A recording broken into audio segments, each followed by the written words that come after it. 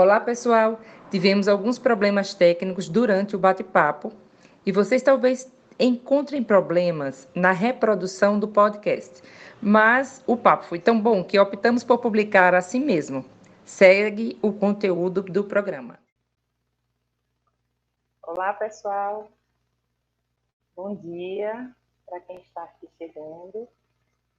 Nós estamos começando mais um bate-papo adotivo. Meu nome é Josiana, sou voluntária da Calanto e vou estar aqui com vocês nessa manhã, mediando o nosso encontro. Sejam todos bem-vindos. Antes de começar, eu quero deixar alguns avisos aqui para vocês. O primeiro lembrete é para quem está no processo de habilitação. Nós deixamos um link com formulário de presença, basta clicar e preencher com o seu nome completo e salvar. A lista vai ficar disponível para preenchimento durante a live, ok? Segundo lembrete, a sua participação é muito importante. Faça as perguntas, deixe sua opinião, seus comentários, que nossas convidadas irão responder ou vão tentar responder durante o nosso encontro. E, por fim, não deixe de compartilhar e curtir essa live, para que esse conteúdo alcance mais pessoas. E para quem não tem Facebook, não pode estar presente hoje aqui conosco, os encontros vão ficar salvos no YouTube e também no Spotify em formato de podcast. Vamos agora começar aqui a apresentar nossas convidadas. Quem vai conversar nessa manhã agora com a gente é Fernanda Freitas Santos. Ela é psicóloga, psicoterapeuta breve focal, especialização em desenvolvimento infantil, especialização em psicopatologia clínica, formação em terapia morfoanalítica, formação em terapia familiar sistêmica, mestrado em família e gênero e em psicologia clínica em Lisboa. Seja bem-vinda, Fernanda, e obrigada por ter aceitado o nosso convite. Obrigada. Bom dia. Bom dia. Agora vamos também chamar a segunda convidada, que é Lorena Furlani. A Lorena é psicóloga especialista em saúde mental, infanto-juvenil e terapia familiar. Faz atendimento psicológico no CAPS infantil e no consultório. Bom dia! Olá, bom dia, seja bem-vinda, Lorena. Bom dia, Josiana, bom dia, Fernanda, bom dia a todo mundo que está acompanhando a gente pela Calanto. Bom dia. Então, vamos começar nosso bate-papo. O nosso tema de hoje é filhos, expectativas e realidade. E eu vou começar com a primeira pergunta. Na verdade, assim, eu escutei um conceito sobre idealizar a expectativa, que diz assim, que enxergar no outro o que você deseja e não as qualidades que a pessoa possui. Então, vamos começar falando disso, falar um breve conceito, uma breve introdução sobre o tema, por favor, Fernanda. Então, haveriam muitas coisas para falar, não é? Sobre isso. Eu gosto muito do Winnicott e tem um livro dele que chama Natureza Humana. E eu vou ler um trechinho aqui. E eu vou ler um trechinho que ele fala sobre a realidade, sobre a filosofia do real. Os filósofos sempre se preocupam com o significado da palavra real e houve diversas escolas de pensamento fundadas sobre a crença de que aí um trecho, pedra, árvore ou o que quer que seja, ou o que quer que mais seja, só terão existência se houver quem as veja. E com a alternativa, a pedra, a árvore, seja lá o que for, estarão bem aí, mesmo sem espectador. Então, nem todos os filósofos percebem que este problema que aflige todo ser humano constitui uma descrição do relacionamento inicial com a realidade externa. No momento da primeira, que ele chama de mamada teórica, ou melhor ainda, no momento de qualquer primeiro contato teórico, que ele sempre vai chamar de teórico. E tem também uma poesia que acho que vocês muitos devem conhecer já, do Fernando Pessoa, que eu gosto muito, que fala assim: para ser grande, ser inteiro, nada teu exagera ou exclui. Ser todo em cada coisa, põe quanto és no mínimo que fazes. Assim, em cada lago, a lua toda brilha, porque alta vive. Eu falei dessas duas, né, partes desses autores, né, do Winnicott e do Fernando Pessoa, para dizer o quê? Que tem um lado dessa questão de falar de expectativa e de realidade sobre filhos que diz assim, É preciso se deparar com o real. O real existe e é algo que é externo, e eu não tenho como controlar o que é externo. Mas, como o próprio Winnicott diz, a relação ela não é só do real que é concreto e que é externo. Ela também é feita pelo real que é interno e que se dá através do encontro, da relação. E aí, puxando para o Fernando Pessoa, para o que ele fala, para ser grande, ser inteiro, nada teu exagera ou exclui, tem esse outro lado que é assim, muitos pais provavelmente querem se reter um pouco na questão de eu não posso ter expectativas, eu não posso ter expectativas, eu não posso ter expectativas. Quando no fundo e na realidade ele tem e faz parte da relação com o filho, vai fazer parte da relação com o filho ter essas expectativas. Então é importante, é natural e vai ser importante para o filho também. É muito importante também para o filho saber que seus pais desejam para ele e desejam que ele seja assim, assado, enfim. A questão é que nem se pode ficar só na expectativa, nem se deve ficar só na realidade, né? É sempre bom transitar entre um e outro para poder encontrar um equilíbrio e encontrar e justamente aí que se encontra a relação, não é? É entre a expectativa e a realidade. E fazer é como se fosse um ajuste que a gente tem que ir fazendo no dia a dia, que é um ajuste fino. Lembra daquela sintonia fina da televisão antiga, que a gente tinha que fazer a sintonia fina na mão? Pois é, mais ou menos aquilo. Lorena, por favor, você poderia dar uma breve introdução sobre o nosso tema? Bom, gente, eu vou primeiro me apresentar, né? E por que esse tema? Porque está aqui. Eu sou servidora pública no CAPS Infantil, sou psicóloga. Isso veio depois de ser voluntária da Acalanto. Eu sou voluntária da Acalanto desde 2016, no bate-papo adotivo. No setor de psicologia, no bate-papo adotivo, não. Às vezes, né, como palestrante. Mas no setor de psicologia, no GAPA, que é o Grupo de Apoio Psicológico à Adoção, para os pretendentes da adoção, né? Então, desde 2016 que a gente vem trilhando essa preparação emocional para os pais. Então, ser voluntário da Acalanto é um prazer, é uma honra, é uma responsabilidade participar da formação desses futuros pais, dessas futuras famílias, né? E aí, hoje, né, no CAPS Infantil, para quem não conhece, é um serviço de saúde mental da rede pública. Então, é para lá que as crianças vão, geralmente, quando elas precisam de um psicólogo e precisam de todo o apoio em saúde mental.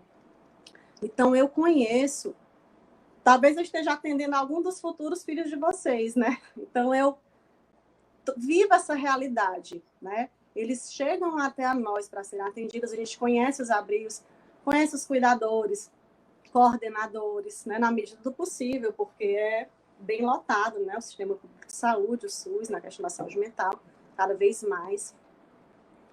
E aí a gente está aqui para auxiliar no que for possível vocês, né, ampliar a mente, abrir o coração, para trabalhar essa questão da idealização do filho real versus o filho ideal. Então, por que essa introdução? Que esse tema, né, de expectativa, de motivações para a adoção, de expectativa e de trabalhar a sua idealização e a realidade, né, o que eu idealizei e o filho que vem até a mim, a gente trabalha isso nos grupos, né, de apoio psicológico, que é uma coisa mais continuada e que eu recomendo que todo mundo faça parte. Porque é um espaço realmente de escuta, né, de preparação, onde a gente consegue estar mais próximo. Eu tenho um livrinho que eu comprei na Angad, que teve aqui em Fortaleza há alguns anos, e que é esse aqui. Eu vou ler um trechinho dele para vocês. Cadê a criança que estava aqui? Quem conhece? Maravilhoso, tá? Né, Josiana? Fala de um irmãozinho que tinha a expectativa, né? Quando é que meu irmão vai chegar? Como é que ele vai ser? Eu vou brincar com ele. E aí esse irmãozinho veio diferente. Veio um pouquinho diferente. E aí ele fala assim, isso é a voz da criança, tá? Aos poucos eu compreendi que o meu irmão nunca jogaria xadrez comigo e nem mesmo poderia me ver jogando, porque ele fala de uma questão especial, específica, né, da saúde do irmãozinho.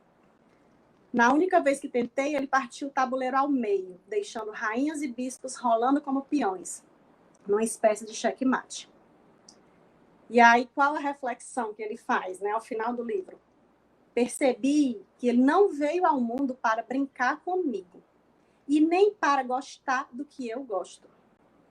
Ninguém nasce para realizar os sonhos dos outros. Todo mundo nasce diferente para aprender coisas novas e para voltar melhor do que veio. Então, é tão lindo isso, toda a expectativa que ele tinha de como é que seria e de como é que foi, e como é que tem sido, né? Então, começando com essa indicação de livro, né, que é maravilhosa. E aí a questão das expectativas, gente, é importante considerar que não são só os futuros pais, né, os pretendentes, que têm expectativas com relação à criança.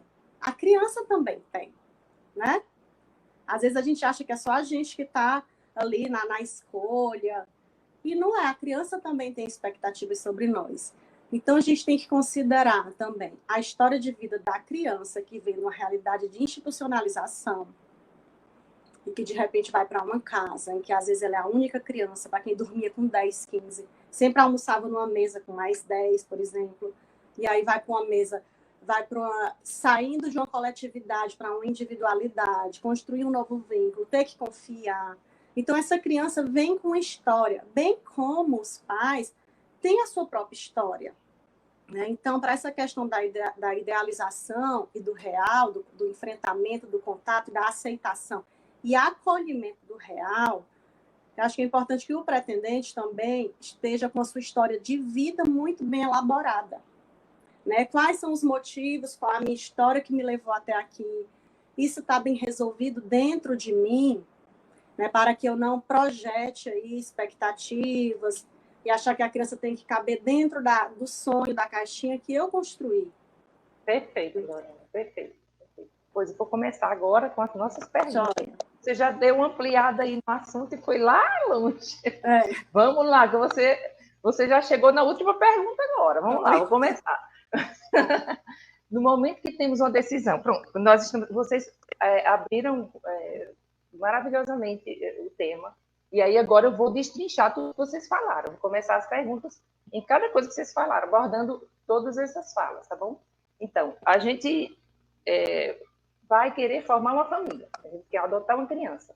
Desde pequena, tem mãe, tem mulher, tem pai, né, que quer ali, aquela idealização mesmo, isso é sonho de criança, às vezes, muita gente, né? Então, só que tem um problema, muita gente às vezes idealiza assim, vai ser tudo maravilhoso.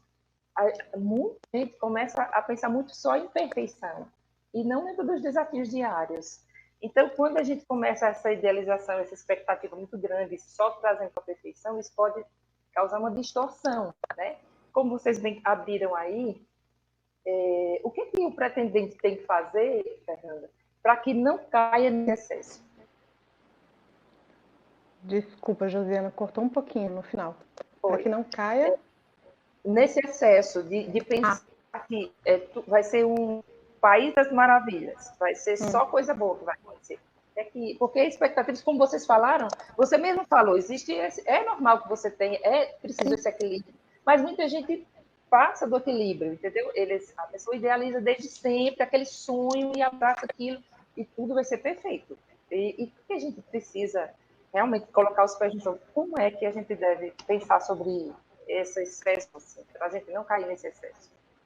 Tem algo que você falou, Josiana, que acho que é importante em relação à adoção falar, que é assim, primeiro, antes de adotar essa criança real, né, precisa adotar a ideia da adoção, porque e antes de adotar a ideia da adoção, tem que fazer o luto da não realização de um filho biológico, que muitos, provavelmente muitos vão passar, não todos os casais, não todas as pessoas, né, indivíduos que têm filhos adotivos, mas muitos passaram pela situação de se não tentar, mas de se imaginar, porque na nossa concepção, na nossa sociedade, ainda é essa é essa imagem que a menina cresce, principalmente a mulher, não é?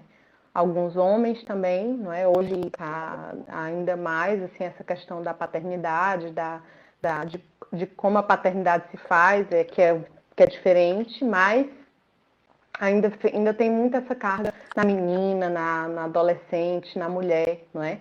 E da questão do biológico também, não é? Então, assim, não é comum que se fale sobre ter filhos adotivos desde pequeno, até enfim, tem uma questão mesmo de que não se imagina como que tão longe, não é? Então, se imagina ter filhos, e a primeira imagem que vem é ter filhos biológicos.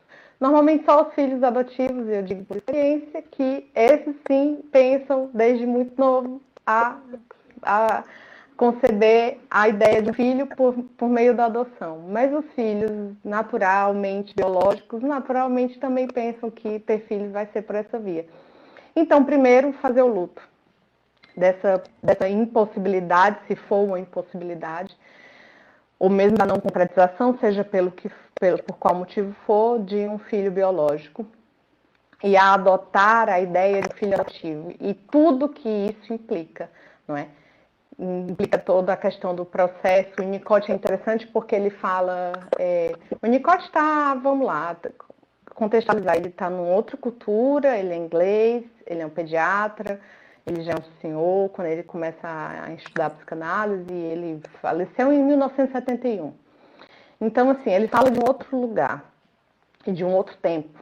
Mas, assim, se o Winnicott estivesse aqui hoje, ele estaria, assim, horrorizado, barbarizado com a situação que as famílias passam nessas filas que parecem que não tem fim, não é? Tanto, e aí quando eu falo família, eu estou falando dos dois lados. Eu estou falando tanto da criança que fica institucionalizada, como dos pais que estão lá inscritos e estão desejosos, né? E ele fala do tempo que é importante a gestação biológica, e é importante para os pais adotivos essa gestação, e eles que têm um tempo certo. E que se demora muito, isso vai começa a ter um sabor agridoce, digamos assim, né? Ele não usa essa palavra, eu estou usando, mas enfim, é algo assim, né? Aquilo começa a dar, ficar perdendo um pouco sabe, quanto tempo se consegue sustentar, né, uma determinada posição.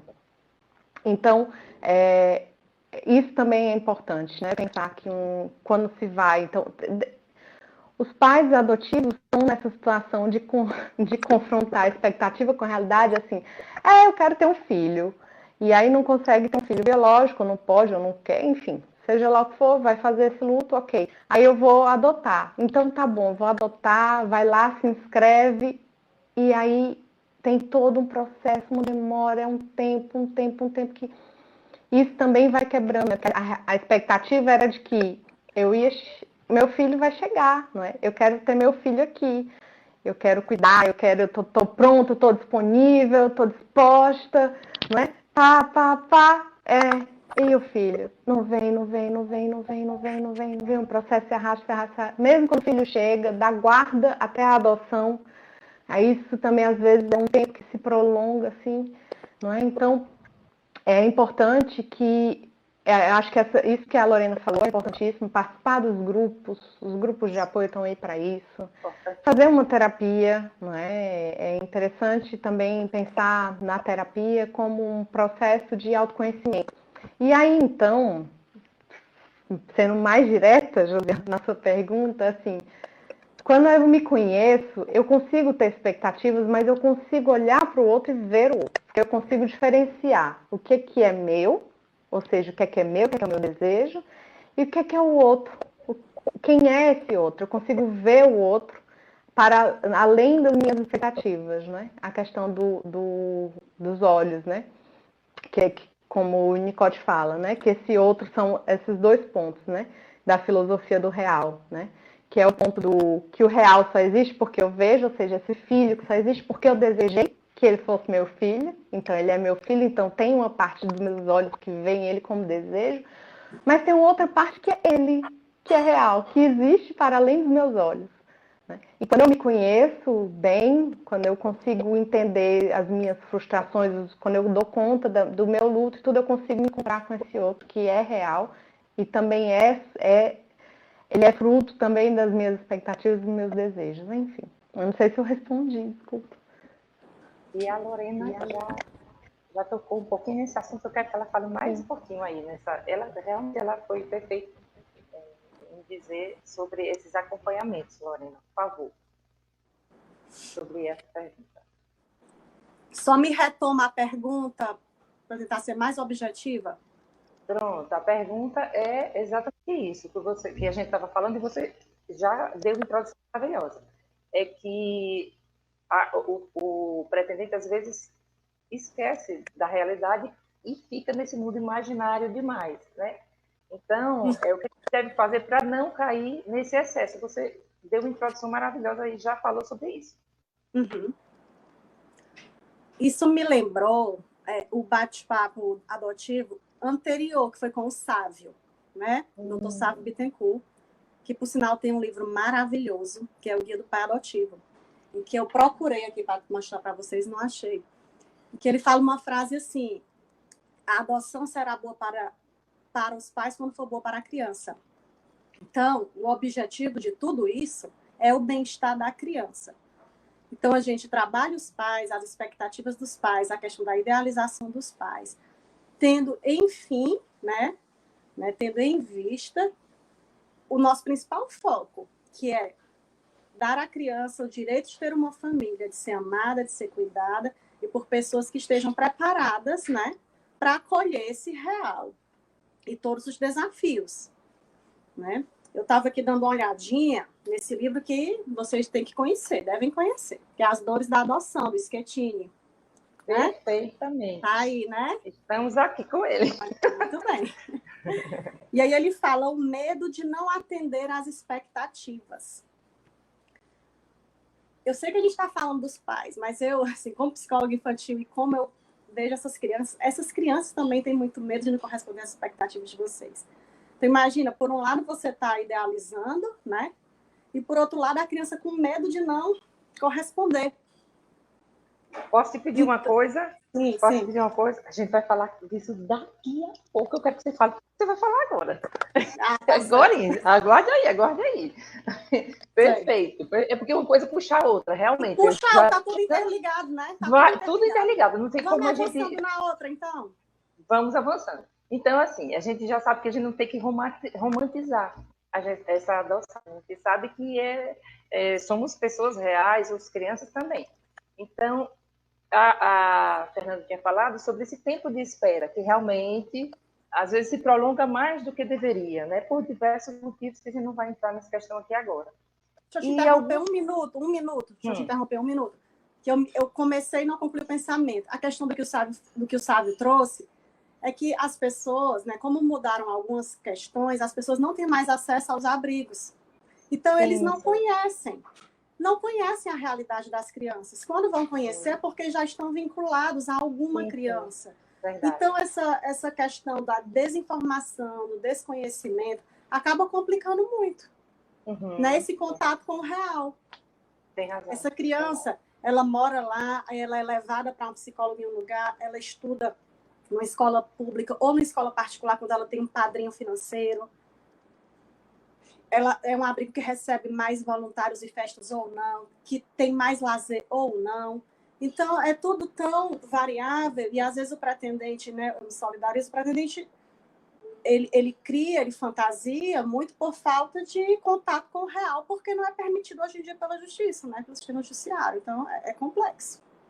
Eu já sou a favor da visibilidade, que essas crianças pudessem ser vistas, visitadas, mas, enfim, é uma outra questão. Cadê a Josiana? Eu acho que ela caiu. Só tem nós dois. Mas pois, exato. Eu acho que a gente pode continuar falando, porque eu acho que nós continuamos online ao vivo, Lorena. Acho que sim. Tu queria falar um pouquinho da tua história, Fernanda, que uma vez numa palestra tu falou da tua história, foi tão legal. Então, a gente não voltou. Mas eu posso falar depois. Pronto. Então, Lorena, imagino, terminou. Perdão, porque eu apertei no botão errado aqui. Sim, então, eu estava falando da história da romantizar, né? Pronto, você está indo para a próxima pergunta. Isso, de a gente não romantizar. Então, o que é que acontece? Com o intuito de que esse sonho se realize, né? Se realize, depois dessa demora toda, muita gente acaba querendo ampliar o perfil, né? Querendo ampliar. Vem essa ansiedade, junta tudo isso e aumenta essa expectativa. E o que vocês acham? Será que esse pretendente, por essa ansiedade, por esse sonho que quer realizar, quer concretizar, vocês não acham que vão causar um desafio maior lá na frente, nessa ânsia de querer formar uma família e ampliar, assim, a todo custo? Não, então eu vou ampliar porque está demorando muito, eu quero... O que é que vocês acham? Fernanda? Infelizmente, sim. E eu já vi casos, né? Já atendi crianças que nessa história, eu odeio essa palavra, mas enfim, foram devolvidas para o sistema, não é? E eu penso muito por conta disso, assim, por essa questão de ampliar ou de se colocar à disposição de adotar uma criança de um determinado perfil que, de fato, internamente a pessoa não estava preparada para receber, né? E porque é isso, olhe, com qualquer filho vai ter dificuldades, não é? Seja ele biológico, adotivo, né? Os pais vão se defrontar com situações difíceis, mas eles precisam sim estar preparados para isso, né?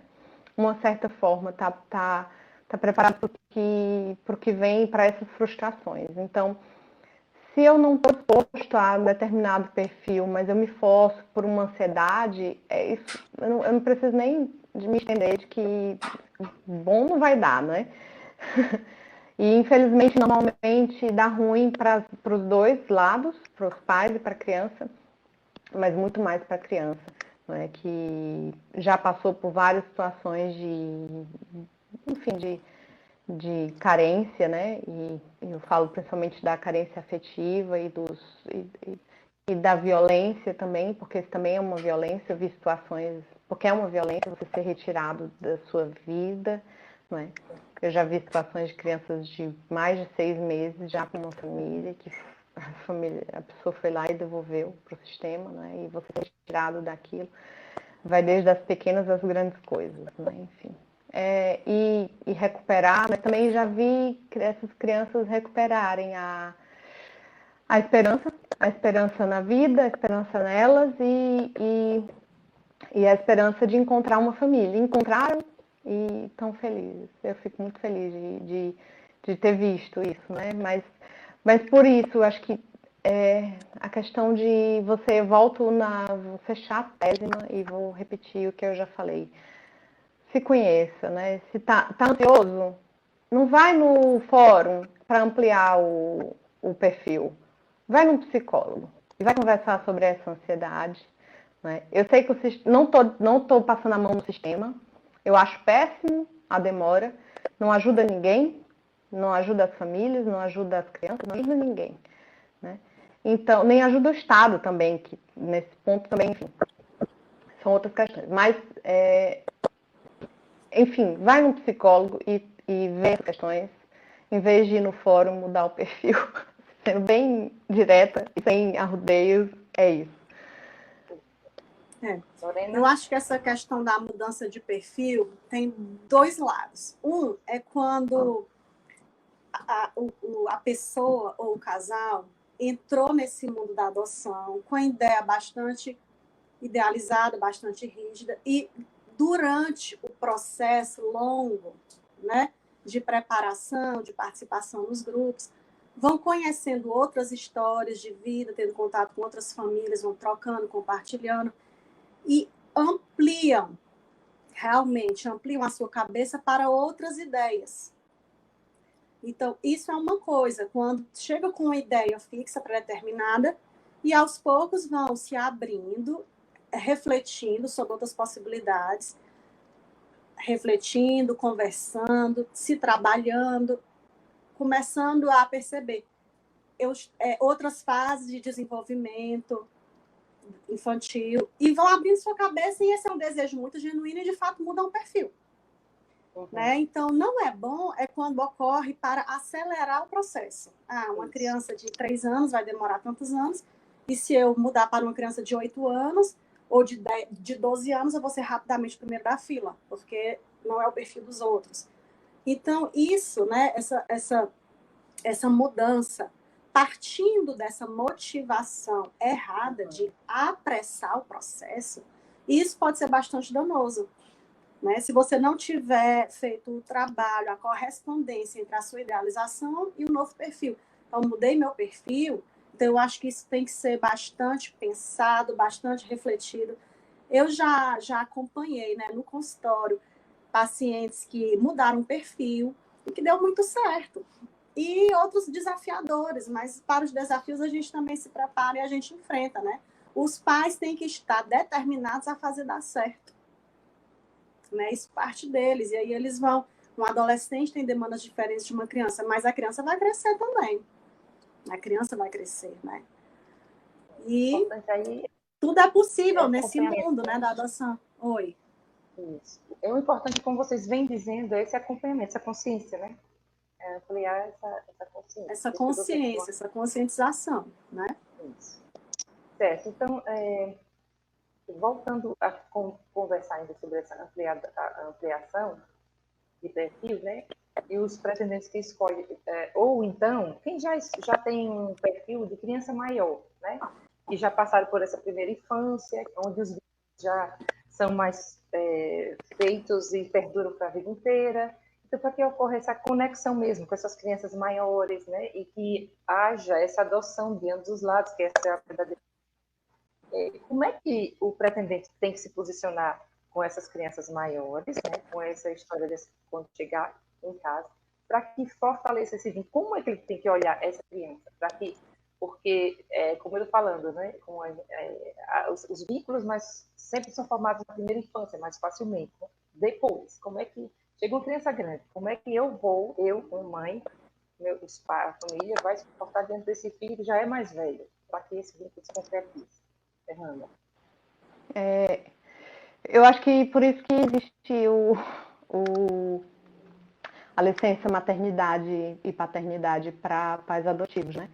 Mesmo independente da idade, porque o processo de conexão, apesar de ele vai se dar de forma diferente, porque se forem adolescentes ou se forem crianças acima de 8, 9 anos, né, pré-adolescente, então vai ser diferente porque ele vai por outras vias, ele vai também muito pela via da conversa, vai por uma ligação que com criança seria um contato talvez mais físico, mais do brincar também, porque é a linguagem que a criança usa muito, não é?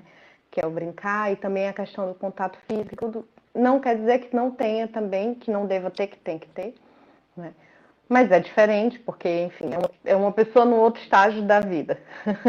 Ele já tem uma certa maturidade ali que se encontra. Mas ainda assim é um bebê, né? Porque é um novo membro da família. Quando eu falo bebê, porque tem que ter aquele mesmo cuidado que você teria com um pacotinho, né? Na questão de que ele precisa de acolhimento, ele precisa de compreensão, de afago, né? que vai para além do físico, né? Que passa também por outros. Quando é adolescente, vai passar por compreender, inclusive, a situação em que ele passa, que ele vive naquele momento da vida, né? E aí fazer o exercício que muitos pais vão fazer quando seus filhos, que são crianças, chegarem na adolescência, que é fazer o exercício de tentar lembrar tentar lembrar das suas dificuldades, das coisas que passou, de como foi, e dar um pouco de, né, panos quentes, né, colocar a questão dos panos quentes em algumas situações, e que talvez com um filho que já chega nessa fase, você tem que entrar já, assim, não é? Mas eu acho que vai sempre para essa questão de que é preciso compreender que ele está noutra fase, né? E se trabalhou, aí isso volta para a sua pergunta anterior, Josiana, que é assim, se eu ampliei o meu perfil para um filho mais velho, 8, 9, 10, 12, 14, 15, 16 anos, não é? É porque eu preciso e eu quero, estou disposto a ser pai, mãe de uma pessoa dessa idade. Então, eu preciso me preparar para isso, né? Com as expectativas correspondentes e esperar que a realidade também chegue, né? Então, esse adolescente chegue com a realidade que ele traz. E lembrar que também, assim, em tantos anos de vida, provavelmente não, e aí é provavelmente, e isso é importante não colocar também no pacote da expectativa. Porque também, às vezes, você pode pensar assim, essa criança com certeza passou por um grande sofrimento na vida, e pererê, parará, parará. Menos, algumas passaram por uns, outras são bem pequenas, já passaram por muitos. Cada ser humano, cada história é uma história. Vai com algumas expectativas, mas se deixa aberto para a realidade chegar e escutar de fato a história da vida daquela pessoa, né? E se deixar, se permitir conhecer aquela pessoa e aquela história. Mas sim, provavelmente um menino ou um menino de 16 anos já passou por diversas situações, tanto em relação a essa questão de família de origem, com abrigos, com outras possíveis percalços que passou na vida, questões de saúde, parará, parará. Não ter ansiedade também de que assim, eu tenho que descobrir isso tudo agora, já, now, né? Adotei a criança, já tenho que saber tudo isso. Não, você vai também aos poucos, você vai conhecer aquela pessoa. Porque a verdade é que nem um filho biológico você tem como conhecer ele assim, não é também? E não vai, não é? Um adolescente, inclusive, vai ser aos poucos. Provavelmente vai ter coisas... falem por si, eu falo por mim. Tem coisas que minha mãe só descobriu da minha adolescência e depois de adulta tem coisas que ela não sabe, tem coisas que ela nunca saberá. E é melhor assim, inclusive. Para manter a boa relação e a saúde de nós duas, inclusive. Lorena? Essa questão das crianças maiores, né? Bom, em qualquer caso, seja a adoção de uma criança pequenininha, uma criança maiorzinha ou de um adolescente, haverá uma mudança no sistema familiar. Então, é a entrada de um novo membro no sistema familiar, que vai romper aquela homeostase, aquele modo de funcionar, de se relacionar, padrões de comunicação, a rotina que existia anteriormente, e ele vai chegar, independente da idade que ele chegue. E outra coisa, ele pode vir com 8, 9, 10 anos, mas na idade cronológica, né? Mas, assim, ele vai regredir, possivelmente ele vai regredir um pouquinho, ele vai chegar no estado emocional um pouquinho mais regredido, né? De qualquer forma, independente da idade, o principal princípio é o amor incondicional. Então, eu vou amar, vou acolher, independente da forma que vier. Né? Esse é o papel de pai e mãe. Não é ter o filho, é ser pai e mãe. Né? E aí, a criança maior, você não vai ter o trabalho braçal, que teria com a criança menor, ele já não vai ficar acordando à noite.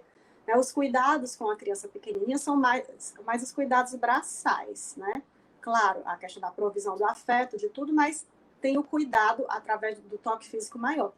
Com a criança maiorzinha, você não vai ter essa parte, né? Ele vai ser mais independente, mais autônomo, até porque as crianças que moram em abrigo, elas ficam mais independentes, mais autônomas, porque tem que fazer sozinha, um cuidador, 2, 3 cuidadores não conseguem fazer tudo para todo mundo, eles vão se virando.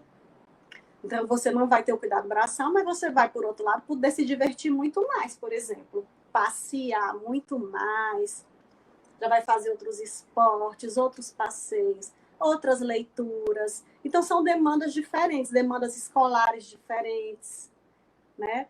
É diferente. Por exemplo, o meu filho fez 12 anos, meu filho era bebê um dia desse. As demandas dele também vão ficando diferentes, né? O relacionamento vai ficando diferente. O que a gente tem que ter um cuidado? Às vezes o filho vai crescendo, às vezes nossos pais fizeram isso com a gente. O filho vai crescendo e você vai perdendo o toque físico, vai se distanciando. A gente não pode deixar isso acontecer. Às vezes eu percebo que eu, por exemplo, coloco mais no braço, porque é pequenininho, o mais novo, né? Tem 6 anos e tem mais a questão do toque físico. Aí eu mesma dei o beijo no Gabriel, vou dar o beijo do Lucas também. Você não pode deixar o toque físico ir diminuindo, né? As coisas vão mudando, vão se transformando, a gente vai se adaptando.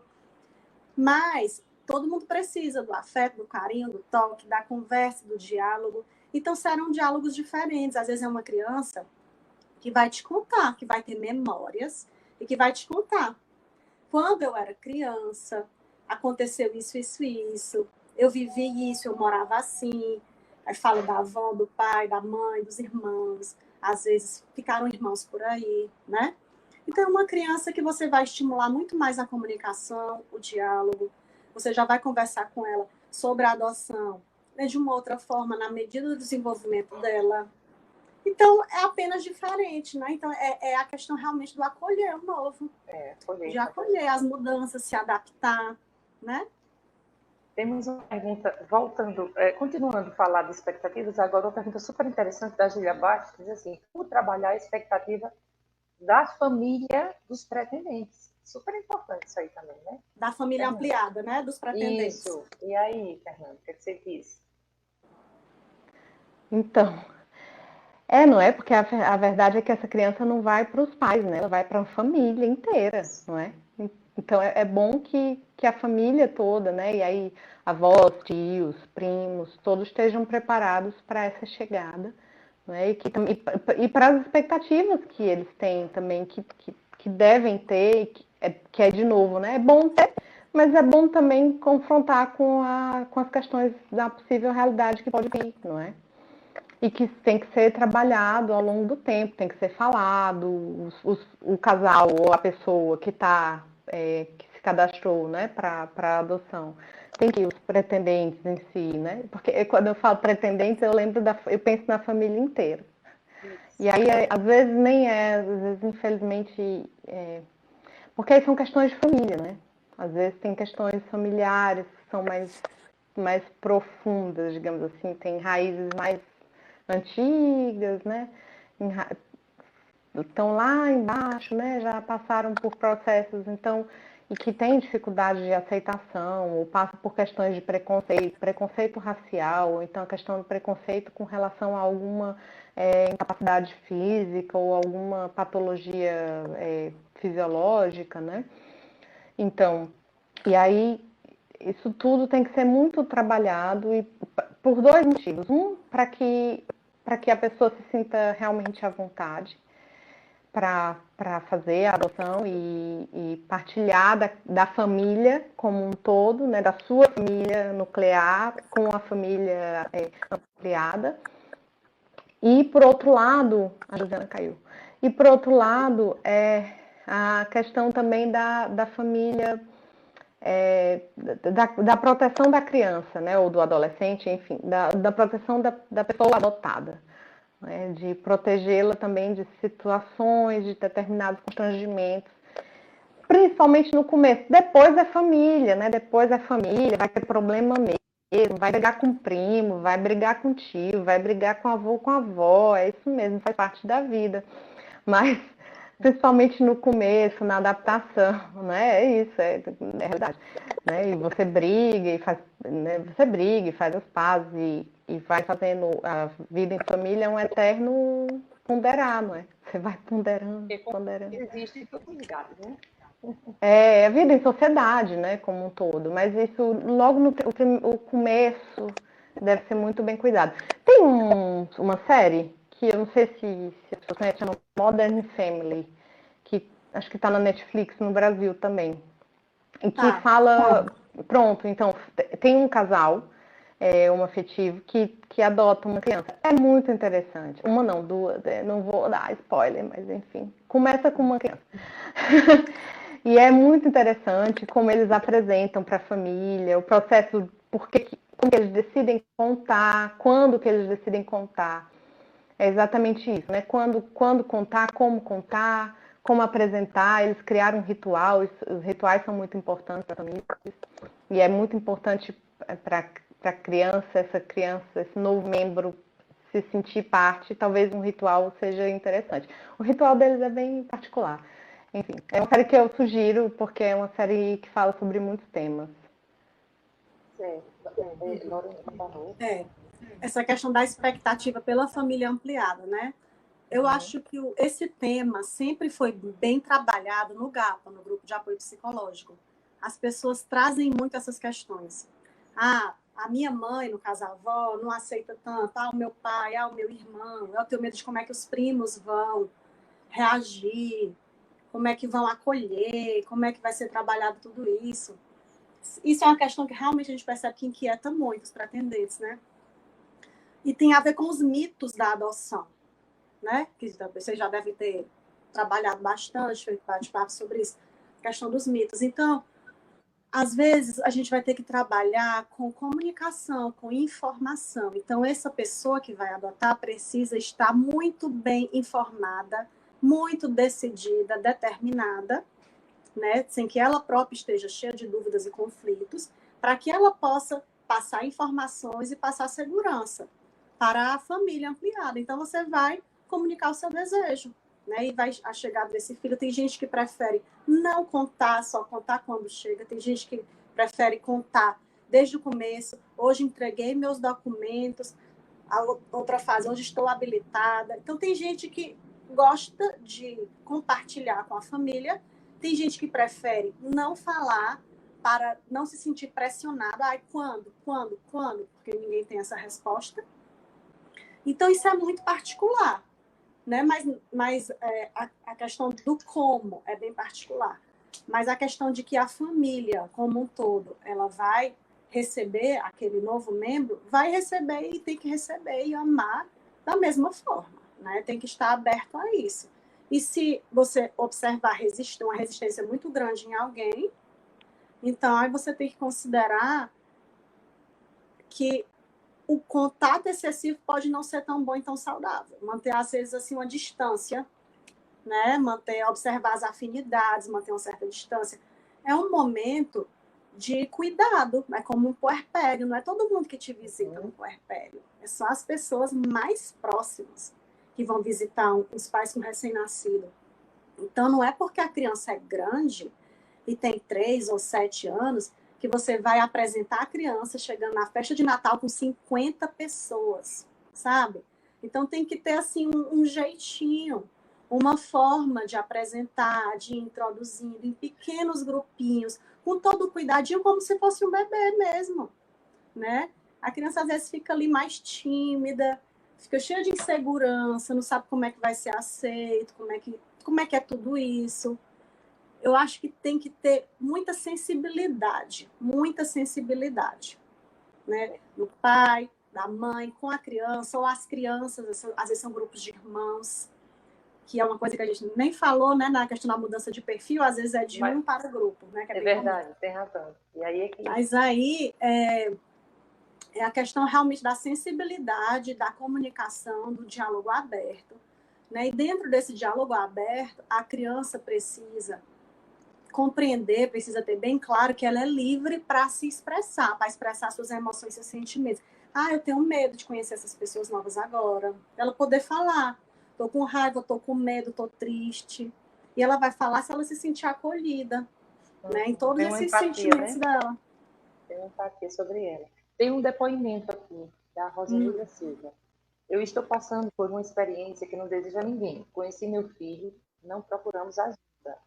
Logo no comecinho desistimos dele. Gente, isso dói muito, porque dissemos não, o contrário aos nossos corações e aprendemos a amar.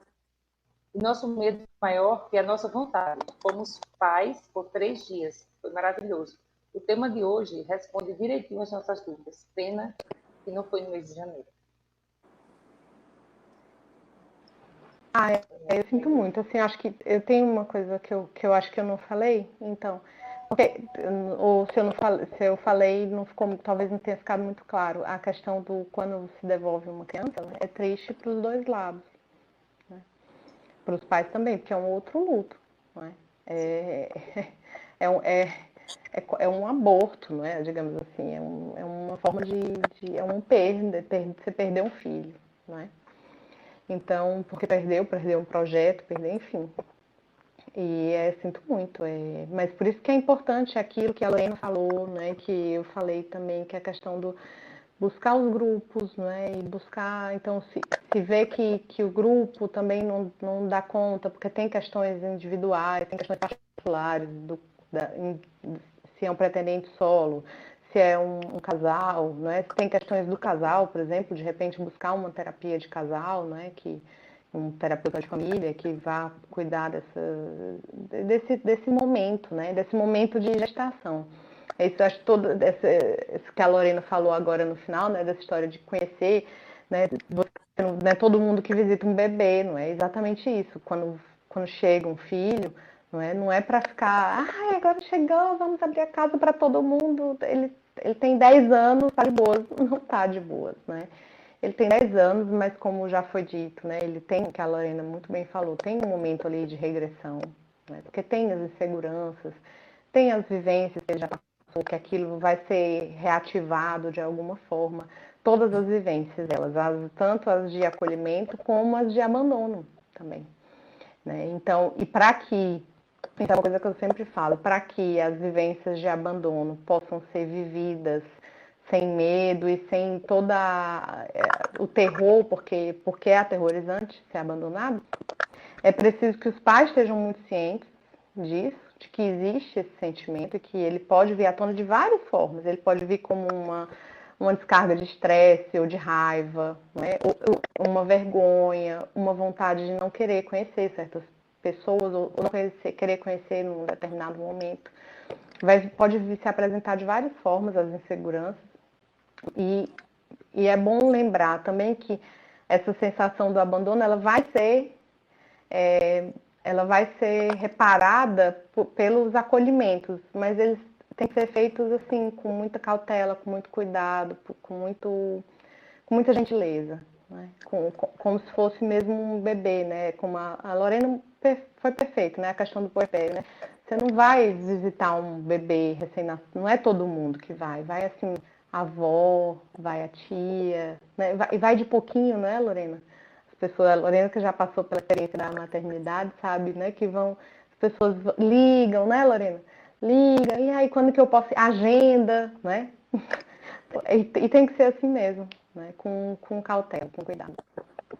Então, eu sinto muito. Eu só posso dizer para essa pessoa, não sei o nome, que fez esse comentário, que eu sinto muito Rosenilda. Rosenilda, eu sinto muito, né, por você, companheiro ou companheira, e que passou por essa situação. E, assim, busque uma ajuda, não é, profissional, para tratar desse seu luto. É um luto, viva, tem que viver, inclusive, para que você se sinta novamente preparada para poder estar em situação novamente de encontrar e de acolher esse filho que virá com certeza. Enfim. Lorena, pode comentar um pouco?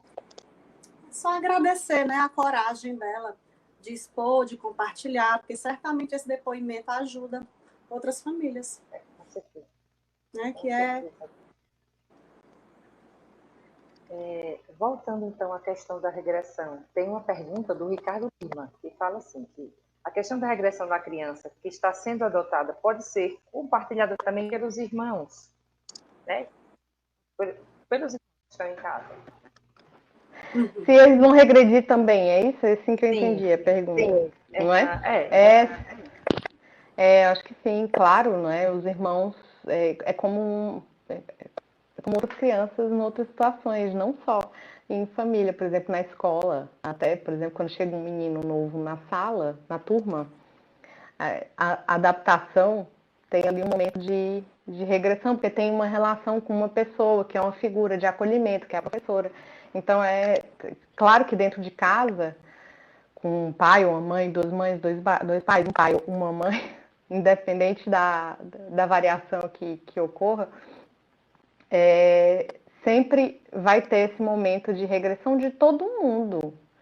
E aí não só das crianças. Quem diz que adulto também não regride? Adulto também regride. Olha lá, a gente regride, não quer dizer que a gente deixe de ser adulto. Só que a gente regride, nunca deixou... por exemplo, num processo de adoecimento, né? Quando a gente adoece, fica mais dependente. Exatamente, né? Então, assim, a gente tem os momentos, né, e é isso, é porque é um momento de afinar o instrumento, né? A família é um instrumento, é uma sinfonia, é uma orquestra, e agora chegou um instrumento novo. Então, se chegou um instrumento novo, a gente precisa todo mundo sentar, ler de novo a partitura, vamos tocar, vai dar uma errada, vai dar uma desencontrada, tá soando muito bem, e isso vai demandar um tempo para todo mundo. Não quer dizer que não sejam todos muito bons instrumentistas, são excelentes instrumentistas, só que a gente tem que harmonizar de novo o ambiente. Não é? Lorena? Gostei da metáfora, Fernanda, da orquestra. Gostei muito. Eu queria contribuir com essa pergunta com a indicação de um livrinho para os irmãos. Perfeito. Que é um livrinho escrito por uma criança, pela Valentina, que é Meus Irmãos Chegaram. Ela recebeu 2 irmãos por... Cadê? 2 irmãos por adoção. Esse livro é muito legal. Toda a linguagem de criança para criança. E eu indico demais, tá? Então, os irmãos, né, também têm que ser preparados, né, e se abrirem para esse irmão que vai chegar. Como abrir o coraçãozinho para esse irmãozinho e irmãzinha que vai chegar, né? Então, indico aí, fica a dica. Pois, perfeito. Agora, estão pedindo para a Fernanda falar sobre a história dela. Porque já estamos terminando também. Tá bem. Faltando pouco tempo. Você consegue falar rapidinho agora para poder dar, assim, terminarmos assim bem? Tá, vocês querem a versão de Flash, então. Vamos fazer a versão resumida. Eu sou filha adotiva. Alguns sabem, alguns não sabem, pronto. Mas eu sou filha adotiva e eu sei desde bebê. Eu fui adotada brasileira, porque, né, apesar dessa cutis maravilhosa, eu nasci na década de 80, no início da década de 80. Então, minha adoção foi sim a brasileira e meus pais, enfim, meus pais adotivos são 2 pessoas maravilhosas que eu amo muito e que desde o início me contaram. Mais especificamente minha mãe, porque meu pai, infelizmente, faleceu quando eu tinha 6 meses de vida. E ela sempre me contou, e eu sempre fui, assim, sempre fui essa criança falante, né, como devem ter percebido, falo bastante. E então sempre fui falante, perguntava, né, de vez em quando perguntava. E minha mãe foi me contando, à medida que eu ia crescendo, ela foi me contando o que eu ia perguntando, né? Ela não ia. Mas eu lembro muito quando ela me disse o que ela me explicou, porque ela sempre me disse que eu era adotada, que eu era adotada. Ela não falava que eu era do coração, ela falava que eu era adotada. E aí um dia eu acho que eu já estava na escola e minha professora estava grávida. E daí eu perguntei, mãe, ela tá grávida, e cadê tua foto, né? Com a barriga também, né? E aí minha mãe pegou e disse, não, você nunca teve na minha barriga. E aí eu fiquei assim, essa matemática não tá fechando, como que acontece isso, né? E aí ela me explicou, e aí eu lembro do dia que ela me explicou. Quando ela me explicou que eu não tinha nascido da barriga dela. Eu chorei tanto, mas eu chorei tanto. Eu lembro, eu era dramática, minha mãe dizia assim, e a Globo perdendo. Então, era não, né? Ainda sou. Aí eu chorei, e aí depois de eu chorar, assim, eu perguntei assim, mas mãe, então quer dizer que eu não sou tua filha? E ela pegou e disse, sim, claro que é, você é minha filha, é igual, tanto faz, não é porque você não saiu da barriga que não é minha filha. Sou? Tá bem, então tá, vou brincar. E fui brincar. E ela conta também, né, essa história. Ela diz assim, tu foi brincar, pronto, passou, parece que nunca tinha chorado, né? Enxugou as lágrimas, foi brincar, me chamou para brincar e foi tranquila. Então, fui perguntando ao longo da minha vida para minha mãe sobre a minha história. E eu tenho uma história particular, e aí, depois de um tempo, ela me contou uma parte que eu não sabia, que era que eu fui sequestrada. Que minha mãe biológica me deu para um casal, eu fui sequestrada pela empregada desse casal que tinha tido um bebê. Estou falando rápido, mas enfim, depois volta e ouve de novo. Ela tinha tido uma bebê, tinha perdido, então ela me sequestrou no dia que eu cheguei na casa desse casal. Ela me sequestrou, eu fiquei uns dias e tal. A polícia foi lá, me encontrou, o casal ficou com medo, não quis denunciar a mulher. Eu volto para a pessoa, para quem minha mãe tinha me passado, e diz, mas tem um casal que eu sei que está querendo uma criança. E aí essa pessoa pegou e foi e me entregou para os meus pais. E E pronto, era para ser deles, né? E aí, ela sempre me contava essa história e eu ficava maravilhada, adorava essa história. Quer dizer assim, tem um monte de gente me querendo, parará, eu sou maravilhosa. Então, essa é uma parte boa, né? Então, e aí eu cresci e tal, e sempre foi tranquilo para mim. Passei por muitas situações, passei pela situação de escutar, e minha irmã, que também é adotada, e nós somos diferentes, ela tem a pele preta, né? Ela tem cabelo encaracolado, enfim, tem os olhos verdes, cabelo louro. Nós somos dois opostos, que andam juntos. Então, e aí as pessoas falavam e tal, no interior da minha mãe, a gente chegou a escutar, vocês são as meninas que a Ivanete pegou pra criar. E aí a minha resposta na ponta da língua, ela criou porque ela é minha mãe, mas a sua não criou bem, não é? Ficar falando essas coisas, né, na rua, com 8 anos. Uma criança fofa. Enfim. E na escola também passei por algumas situações, tipo, de um dia eu perguntar pra mãe, posso dizer para todo mundo que eu sou adotada? Tô cansada de ficar explicando por que eu sou tão diferente da Renata.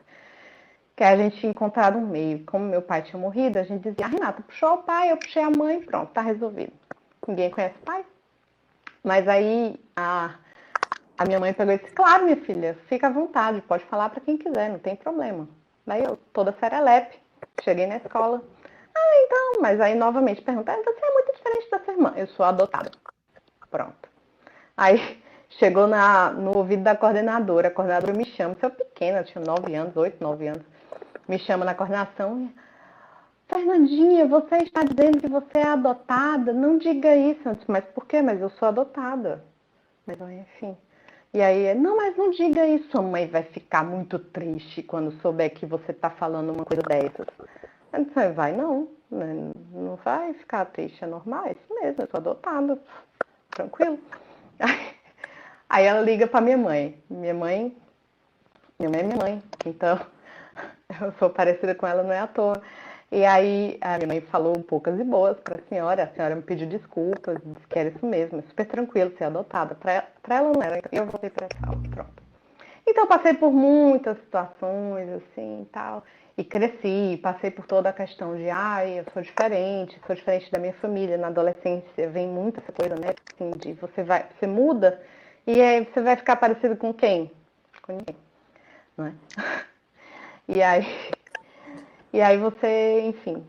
E já na idade adulta, com meus 20 e qualquer coisa já formada, né, já psicóloga, já trabalhando, eu decidi conhecer minha família biológica. Minha mãe não sabia, não tinha acesso, mas tinha pessoa que tinha me passado. Eu fui atrás dessa pessoa e a pessoa então me conheci.